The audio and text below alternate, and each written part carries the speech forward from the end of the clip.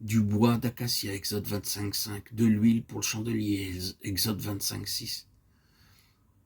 L'acacia a composé beaucoup d'objets du tabernacle, l'arche dans le lieu très saint, l'autel des parfums et la table des pains de proposition dans le lieu saint, les planches et les piliers du sanctuaire, les poteaux du parvis, ainsi que le grand autel d'airain étaient tous en acacia.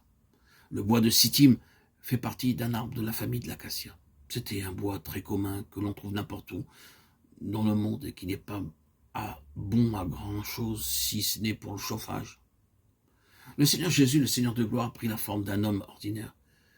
Il vint et vécut parmi les gens les plus pauvres. Le Seigneur Jésus devint comme le bois de Sittim, c'est-à-dire un homme parfait, afin de vous secourir dans toute épreuve, à tout moment et n'importe où. Il est très difficile de tirer des planches droites de l'acacia. Cependant, toutes les planches du tabernacle étaient droites. Celles qui étaient tordues furent rectifiées. Comment ? Le bois de Sittim qui fut utilisé pour le tabernacle était l'acacia noire qui pousse dans les déserts arides de l'Arabie. Le bois est dur, résistant, sans aspérité, ni nœud et très beau. Il est si dur et si solide qu'il est presque incorruptible et si long que des planches de 12 coudées peuvent en être tirées. Quelle merveilleuse image de notre Seigneur Jésus-Christ. Il n'y eut point de perversité en lui, pas de déviation ni de corruption. Cependant, il vint comme un rejeton poussant dans une terre desséchée. Ésaïe 53:2. Nous sommes tous, par nature, des gens tordus. Notre Seigneur devint comme le bois de Sittim pour nous rectifier.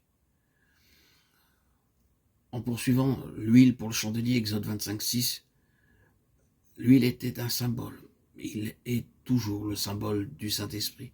Dans Matthieu 25:13, nous voyons que nous devons maintenir nos vases pleins et nos lampes allumées dans l'attente de la venue de l'époux. Dans Éphésiens 5:15, il nous est commandé d'être remplis de l'Esprit. Nous avons vu que dans le lieu saint, il y avait 3 meubles. Vers le sud se trouvait le chandelier en or avec ses 7 branches. Dans Zacharie 4, le prophète eut la vision d'un chandelier continuellement alimenté d'huile provenant de 2 oliviers vivants. Versets 2, 3 et 12. L'ange de Dieu lui dit, mon œuvre ne peut se réaliser par les pensées et la puissance humaine, mais uniquement par mon esprit. Au verset 6. À travers les 7 lampes brûlant jour et nuit dans le sanctuaire, Dieu disait à son peuple, mon œuvre ne peut s'accomplir que par un seul moyen, ni par la puissance, ni par la force, mais c'est par mon esprit. Oh, combien clairement et merveilleusement Dieu parlait. Dieu dit, souviens-toi, je t'ai rendu semblable à un chandelier d'or pur, afin que ma lumière puisse resplendir sur tous et que les hommes connaissent ma grandeur et ma gloire. Ainsi, ces 2 oliviers parlent d'un témoignage fidèle, loyal et véritable.